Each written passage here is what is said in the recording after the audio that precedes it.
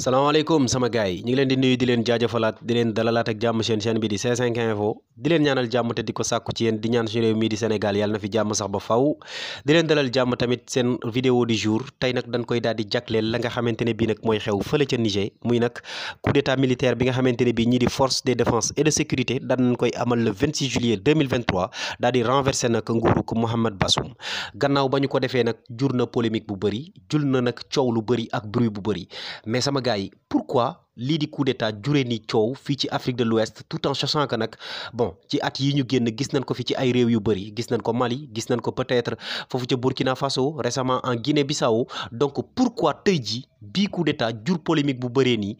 sama gars yi li ci njëkk a jaaxal ñëpp wala boog li ci gën a surprenant mooy coup d'état bi dafa am le 26 le 27 juillet kii di Emmanuel Macron ma jiite France bokkuñu am réew bokkuñu ab continent bokkuñu sax zone bu nekkee moom moo njëkk a génn nag ñaawlu ŋàññi waaye dem sax bay xamle que ne nag reconnaître coup d'état bi maanaam daal reconnaître ñi nga xamante ne bi ñoo nekk ci réew ma instant bi ñu toll tout en sachant que nag coup d'état bi moom am na puisque nag ñoom daal nañuy neutraliser ki nga xamante ne mooy Mohamed Bazoum ba pare nag mettre ko en résidence surveillée moom ci jëmmi boppam nag xamle na carrément que ne kenn torturé ko puisque nag am na opportunité pour wax ak ay jegeñaale mais aussi wax ak yenn chef d'état africain yi donc xamle na carrément que ne kenn bundu xotaalu ko moom ak famille ñi ngi ci jàmm donc même à part ça ñoom ñi di waa France ak kii di Emmanuel Macron reconnaître ñu la nga xamante ne bi mooy xew fële ca Niger en plus mu dem sax bay nag di menacer ñi nga xamante ne bi ñoo jiite réew ma instant bi que ne nag bu ñu demee ba laal benn fépp karaw ci nag ressortissant français ya fa nekk ñoom danañ ko diggaale ak waa France mais sama gars yi lan moo tax ñii di waa France bokkuñu continent bokkuñu am réew bokkuñu sax zone bu ñu nekk ñëw di lijjanti li nga xamante ne bi mooy xewee fële ca Niger ñëw di lijjanti liy xewee ci suñu réew lan moo waral nag France di intéressé wu ci suñu situation ndax bëgg dundin wu ñoŋ la pour ñun ci suñu jëmmi bopp ak nag askan wi nga xamante ne bi ñooy dund fii ci Afrique wala ndax seen i intérêt yi bopp ñoo leen ci bàyyi danañ ci ñëw ci kanam mais nag li jar a xamle tamit mooy que ne gannaaw ba ñii di waa France defee seen déclaration boobu daal ca la nag seen suq yi nga xamante ne bi ñoom la ñuy wooyee nag CEDEAO muy comité économique des états de l'Afrique de l'Ouest daal di nag génn ñoom tamit ñaaw lu ŋàññi loolu moom bettuñ ci ñoom puisque nag gannaaw ba France waxee ñoom mënuñu wax leen lu dut li France wax donc ñaaw lu ŋàññi ba pare nag bii yoon dem sax ba gën a sori loolu puisque nag xamle nañ carrément que ne nag danañ sanctionner danañ punir ñi nga xamante ne bii nag ñoo def coup d'état boobu mais buñ ko puniree ci ñan lay daanu si ci population nigérien bi puisque nag ñoom yemuñu ci rek ci bëgg a tëj frontières yi wala boog ci bëgg a xañ ñi di waa Niger li nga xamante ne bii nag moom lañ leen mënal mais dem nañ sax ba ne ñoom moom danañ organiser li nga xamante ni mooy ab intervention militaire bu ko jaree pour nag delloo Mohamed Bazoum ci nguur gi dàq ña nga xamante ne bii nag ñoo réaliser li nga xamante ni mooy coup d'état boobu pourquoi nag cette fois-ci ñi di waa CEDEAO réagiré nii puisque nag sama gars yi coup d'état yàgg na am Afrique yàgg na am Afrique de l'Ouest c'est vrai du loo xamante ne bii ni lu ñuy rafetlu la à 100% mais tamit yàgg na fi am mais gars yi amuñu taxawaay boobu même bu fekkee nag ba mu amee ca Mali ñoom ñi di waa CEDEAO amoon na ay sanctions yoo xamante ne bii tegoon nañ ko après nag reculer waat nañ ci puisque nag dem nañ ba gis ne population malien bi am nañ leen soxla li ñu gën lañ am instant bi ba tax na daal fooyewuñ ko looloo waral nag ñu delluwantoon ginnaaw ci li nga xam ne mooy sanction yooyu mais gis nañ bu baax que ne ci sanction yooyu amul benn yoon buñ ci menacé wala bokk boo xamante ni bi dem nañ ba yegg carrément que ne nag dañuy amal ab intervention militaire mais cette fois-ci pourquoi ñu dem ba yegg ci intervention militaire je pense que réponse bu concret bi ñu ci mën a joxe mooy que ne France mi ngi nekk nag di perdre benn place bu am importance bi mu amoon ci Afrique affluence bi mu amoon ci Afrique mi ngi nekk di ko perdre et loolu du ko seetaan et comme xam na ne nag France mënut a intervenir directement il va falloir impérativement que mu mandaté nag ñenn ci ay suqam ñu ci mel ni CEDEAO Sénégal Nigéria ainsi de suite daal di nag mën a renverser ña nga xamante ne bi ñoo nekk foofu xañ leen seen jàmm mais tey ji nag duñu ñëw ci relation France Afrique puisque loolu peut-être beneen sujet la peut-être beneen thème la mais tey dañuy ñëw ci coup d'état bi en quelque sorte nan la demee puisque nag sama gars yi coup d'état bu amee cim réew danañ posé wu ñaar ba ñetti question ba ca njëkk mooy ñan ñoo réaliser lii di coup d'état boobu ñaareel ba mooy pourquoi ñu réaliser coup d'état puisque boo réaliser coup d'état peut-être da nga teg nag ay question ci table ji yoo xamante ne bii da nga naan lii ak lii ak lii moo waral ñu gis ne carrément ñun war nañoo amal coup d'état bu renverser ki fi nekk parce que jariñu population bi ñetteel yi mooy naka la ko population bi gisee puisque c'est une question très importante naka la population bi gisee coup d'état boobu ndax neex na leen ndax ànd nañ ci ndax ànduñu ci ndax naqari na leen loolu c'est la question la plus importante pour man ci ni nga xamante ne bii nag noonu la am réew di doxee surtout nag bu coup d'état amee puisque gis na naa à maintes reprises ay coup d'état am na ci am réew te nag ñi nga xamante ne ñooy population bi àndul ci même bu fekkee nag mujj na aboutir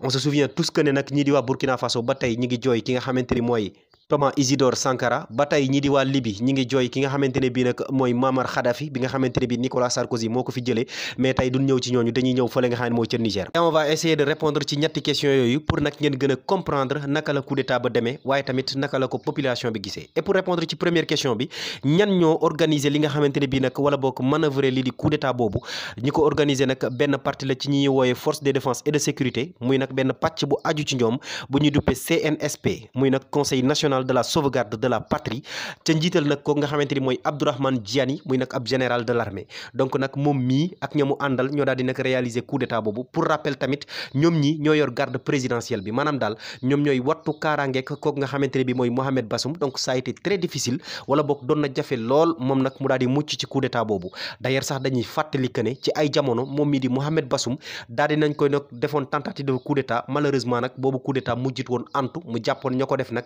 tëj ci kaso bi donc nag bii mooy la deuxième fois muy daal di subir li nga xamante ni mooy coup d'état première ba nag réussirut mais deuxième bi moom mucc ca. Répondre ci deuxième question bi lan la ñu teg ci table ji comme problème bu war a tax nag ñoom ñii ñu jàpp carrément que ne nag war nañoo mën a renverser ki fi nekk ndax kat arrangé wut population bi. puisque il va falloir une raison valable boo xamante ne bi peut-être di nga ko teg ci table ji pour nag mën a convaincre nit ñi ñu accepter li nga xamante ne bi moom nga def te nag ñoom ils en ont deux mooy ñaari raison lañ teg ci table ji ba ca njëkk di nag ne ñoom dañoo gis ne kat seen sécurité ci seenum biirum réew daal ñoom dañoo gis ne nasax na bu baax a baax ñi nga xamante ne bi ñooy jihadistes yi ak ñi nga xamante ne bi ñooy nag terroristes yi ña nga leen di songee fu ne te nag ki nga xamante ne mooy président ba mu fa faloo ba léegi nag moom amu ci benn solution te gis na ne nag seenub sécurité ma ngay gën a nasax donc loolu gis nañ ne point la bu jar nag ñu daal di koy renverser moom mi jëlee ko ca nguur ga pour nag mën a trouver ay solution beneen bi nag mooy lan mooy que ne ñoom dañoo sonn nag ci ni réew mi di doxee puisque nag Mohamed Bassoum ak ñamu àndal daal ni ñuy gouverner réew mi jaarut yoon notamment benn mal gouvernance économique ak sociale boo xamante ni bi ñi ngi koy nemmeeku bu baax a baax nag ci territoire national bi loolu moom presque mën naa ne Afrique gi yëpp la mal gouvernance moom fii la fekk baax donc foofu ca Niger ñoom tamit mucciñ ci loolu donc ñaari point yii nag lañ daal di teg pour mën a nag attaquer ko nga xam mooy Mohamed Bassoum daal di koy génne nag ca palais présidentiel ba am fu ñu ko làq ñetteelu réponse bi nag mooy naka la ko population bi gisee je pense que yéen ñëpp gis ngeen ko ci télévision yi ci reportage yi ak nag aussi peut-être ci yenn vidéo yi nga xamante ne bi jot ngeen a dajeek ñoom ci TikTok wala boog YouTube wala Instagram ainsi de suite yéen ñëpp gis ngeen cette foule immense maanaam mbooloo mu bëri mi nga xamante ne bi génn na ca capitale ba muy Niamey nag di manifester seen contentement ak nag kontaan gi nu kontaan ci ni nga xamante ne bi renversé nañ ko président ba fa nekk dem na sax ba ci benn stade bu nekk fële ca Niamey plus de 30 000 personnes dajaloo fa ngir di feete ak di manifester maanaam kontaan goo xamante ne bi kontaan nañ ko ci nag Mohamed Bassoum jóge gum jóge ca réew ma puisque nag ñoom sonnoon nañ ci mal gouvernance bi insécurité bi tamit sonaloon na leen trop ba tax na ñoom kontaan nañ ci bu baax waaye yemut foofu puisque nag nemmeeku nañ tamit ay mouvement yu am nag ci ville yu bëri ak village yu bëri yoo xamante ne bi ñu nga foofu ca Niger yoo xamante ne bi ñu ngi doon kontaan ci coup d'état boobu loolu nag ma ngay expliquer bu baax que ne nag population bi ñoom amuñu benn problème ak coup d'état bi amuñu benn problème ak renversé gi nga xamante ne bi nag renversé nañ ko kooku nga xamante ne bi mooy Mohamed Bassoum jële ko ca bopp réew ma te ñii nga xamante ne bii nag ñooy soldats yi def ko bu fekkee mbir yi nii la demee naka ngeen mën a expliquer wala naka ngeen mën a comprendre que France ak ay marionnettes am ñi nekk fii ci Afrique ñoom lànk bañ ne loolu du fi amee donc danañ rétablir l'ordre mais ordre bi ñu bëgg a rétablir kan lay arranger est-ce que population nigérienne bi lay arranger est-ce que ñoom ci seen bopp lay arranger ou est-ce que France lay arranger bu ma nee ñoom lay arranger nag peut-être je veux dire France parce que yenn ci njiitu Afrique yi nekk fii seen yoon nekkut ci africains yi ni ñuy dundee par exemple ñun Sénégal Macky Sall yoonam nekkut ci ni ñuy dundee wala boog li nga xamante ne bii moom mooy suñuy jafe-jafe moom na nekk ci jàmm ak njabootam France di am lim fiy bëgg et le reste il s'en fout mais pour jàmm jooju mu ciy mën di nekk pour que nag moom ak njabootam ñu continuer di nekk ci li ñu bëgg di gundaandaat il va falloir impérativement que muy servir ay intérêt France comme nag ni ko yeneen moroomam yi di defee fii ci Afrique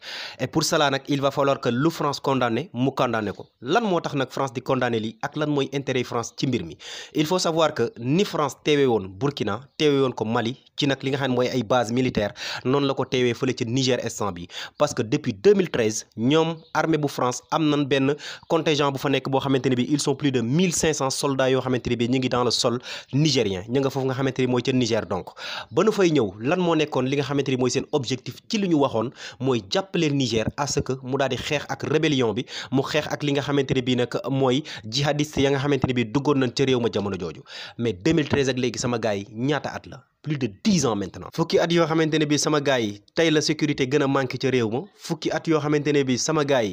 tey jii la rebelle yi gën a am doole ca réew ma fukki at yoo xamante ne bi ni sama gars yi tey jii la jihadistes yi gën a am doole ca réew ma donc ça nous amène à nous poser cette question lan mooy intérêt wu France dëgg foofu ca Niger ak lan moo fay seen njariñ ñoom bu fekkee éradiquer problème boobu moo leen fa indi woon te depuis 10 ans maintenant ba léegi la xewoon 2013 moo fa continuer di am instant bi ça nous amène à nous poser cette question mais tamit loolu danañu yóbbu à ce que ñu réfléchir d'un autre angle mooy ban intérêt moo war a yóbbu France foofu ca Niger à part nag rébellion ba nga xamante ne bi ma nga fa nekk et là aussi pour tontu ci da ngay delluwaat ci li lié France ak nag réew yi Afrique yi lan moo tax France teew ci suñu réew yi lànk bañ fee jógee parce que lu ëpp ci réew yi Afrique yi ressources naturelles ak minières yi nga xamante ne bi mi ngi génne fii ci seenum réew fii ci suñuy réew ñoom waa France ñooy ñëw di ko salfaañe di ko jël di ko yóbbu ci seenum réew di ko jëfandikoo nu mu leen neexe te suñu nguur yi ak nag si ñi nga xamante ne bi ñoo ñu jiital duñ sañ a wax puisque nag ñoom la ñu jiital ñoom lañ fi teg ne leen veiller leen à ce que ñuy am intérêt bi ñu bëgg pour que nag ngeen nekk ci nguur gi sinon ñu ñëw renverser leen loolu mooy li nga xamante ne bi mooy liy dëgg donc nag li lié France ak Niger moo lié nag France ak yeneen réew yi Afrique yi te nag bii yoon on parle de quelle ressource naturelle ban ressource naturelle la ñuy waxtaane bu am fële ca Niger bu tax ñii di waa France lànk ne duñu fa jógee en plus de base militaire yan fa am mooy nag li nga xamante ne bi moom la ñuy wooyee uranium imaginez-vous bien que ne nag ñii di waa France li ëpp ci nag li ñuy utiliser ci seen centrale solaire yi fële ca France pour mën a fabriquer lii di électricité muy nag uranium donc foofu nga xam ne mooy ca Niger lañ koy jëlee lu ci ëpp nag mën na ne foofu lañ koy jëlee et imaginez bien sama gars yi peut-être am na loo xamante ne bii luñ mënta comprendre la France Niger moo koy fournir uranium pour mu utiliser ko ci ay centrales solaires am et pendant ce temps ñoom waa Niger dañuy exporter 70% ci seen électricité te ca Nigéria lañ koy jëlee mais naka ngeen mën a expliquer loolu non je me dis que mal gouvernance mënta weesu loolu mal gouvernance mënta weesu lii nga xamante ne bi mooy xew fële ca Niger et jàpp naa ne benn la ci point yi nga xamante ne bi ñoom militaires yi évoqué nañ ko jamono ji nga xamante ne bi ñu ngay jël réew mi mais yemul rek ci uranium bi nga xamante ne bi ñi ngi koy jëlee foofu ca Niger mais cette fois-ci nag ñii di waa France ñi ngi waaj a perte complètement le contrôle fii ci Afrique ak réew yi nga xamante ne bi daanaka ñoom ñoo ko doon contrôler puisque nag seen armée yu bëri yu nekkoon fii ci Afrique ñoom dàq nañ leen te boo moytuwul nag bu Niger moo ciy tege gannaaw coup d'état ba xewoon fële nga xamante ne bi mooy ca Mali donc ñu dàq nag ñi nga xamante ne bi ñooy armée ba fa nekkoon yépp Burkina Faso pareil ñi di la Guinée daal di couper tous les ponts nag ak ñooñu di waa France donc mën nañoo njort ne nag Niger moo cay waaj a tege te loolu nag dana nag permettre à ce que ñi nga xamante ne bi nag ñooy waa France ñu daal di tàmbali nag di réfléchir ndax lii bu ñu ko bàyyee mu wéy ñun dañ dem ba perte nag affluence bi nga xamante ne bi am nañ ko fii ci Afrique parce que nag il faut aussi ñu rappeler que ne France bu nekkee un des puissances mondiales tey jii c'est à une partie grâce à présence bi nga xamante ne bi am nañ ko fii nga xamante ne bi mooy ci Afrique ak aussi muucu gi nga xamante ne bi ñu ngi koy muucu suñuy ressources naturelles ak jiite gi nga xamante ne bi presque mën nañ ne jiite nañ ñu ko donc nag on peut dire que ne les enjeux sont forts pour la France li tax France bëgg a maintenir forcément au Niger c'est parce que bu fi jógee dans le futur mën na am ay problèmes yu sérieux mën na am ay jafe-jafe yu métti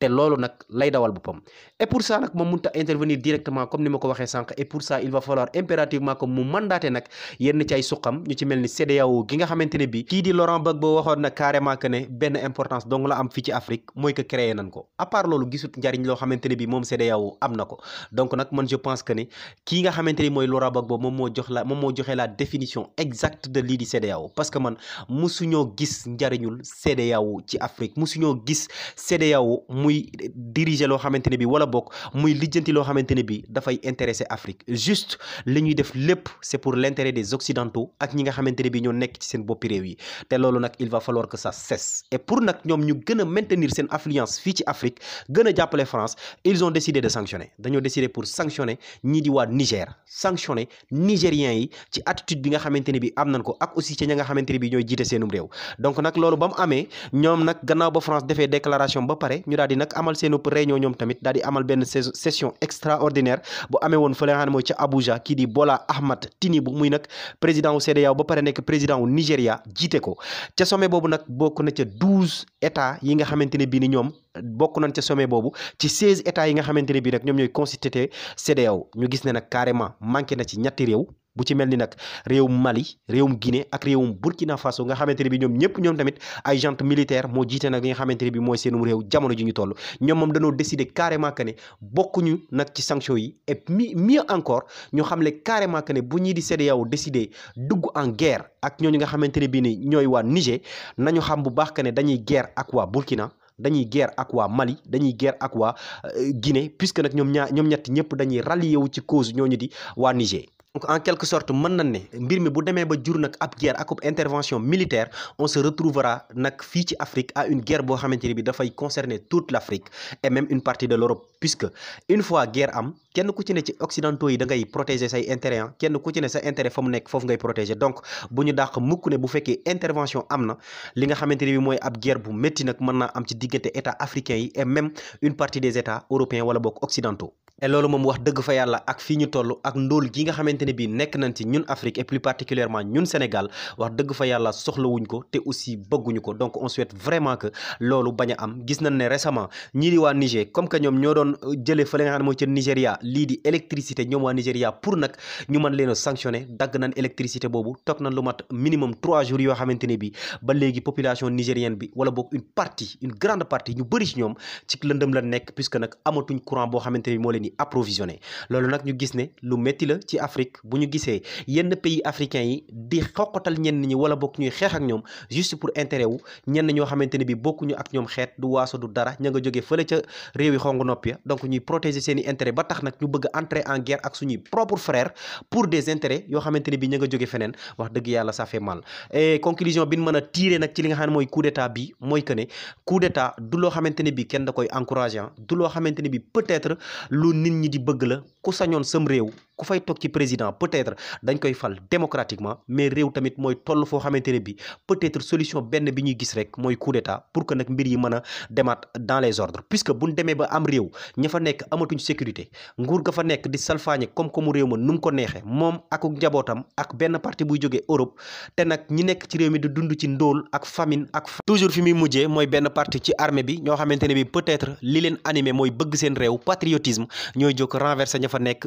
jël nguur gi malheureusement dana am ay répercussions malheureusement dana am ay jeexital dana am ay conséquences certainement waaye nag li ñuy wax rek ku bëgg akara ñemekaani ku bëgg indépendance dëgg ak liberté da nga koy xeex pour am ko et que nag je pense que ñii di waa Niger tey jii loolu lañ def te une grande partie de l'Afrique noonu lañ def muy nag bëgg a jënd nag seen indépendance bëgg a xeex pour seen indépendance moom seen bopp définitivement jël France delloo ko cam réewam ñun tamit ñu gérer suñum réew à notre manière ci ni ñu ko bëggee ak ci ni mu ñu arrangé sans pour autant ñu déglu intervention qui que ça soit muy Nations Unies muy France muy nag yeneen xeeti organisation yi nga xamante ne bi ñoo nekk ci àdduna wërngal këpp et je pense que loolu Afrique mi ngi ci avancé bu baax a baax a baax a baax a baax je pense que ñi ngi réveillé wu bu baax a baax a baax a baax donc comme ni ma ko waxee sànq kenn du encouragé benn coup d'état militaire mais comme ni ko kooku di George Weah waxee rek muy président wu Libéria pour nga mën a xeex coup d'état militaire yi il va falloir impérativement que nga xeex coup d'état constitutionnel yi puisque tant que coup d'état constitutionnel yi ñi ngi am ñi jiite réew mi di xeex wala bokk di jéem a maintenir au pouvoir di salfaañi ak yelleefu doomu aadama yi di bañ a soucier wu ci nag li nga xamante ni mooy intérêt wu population bi toujours day am ay coup d'état militaire et on le souhaite pas c'était tout pour aujourd'hui sama gars yi lii la leen seen C5 Info di la wax toujours ne bu dee gan nga ci page ñu ngi lay invité à ce que nga abonné wu nga activer cloche de notification pour bañ a rater benn vidéo ci vidéo yi ñu dugal aussi mën nga def sa réaction ci commentaire yi gars yi abonné leen ngeen like vidéo yi c'est vraiment hyper important pour nous merci et à très bientôt sama gars yi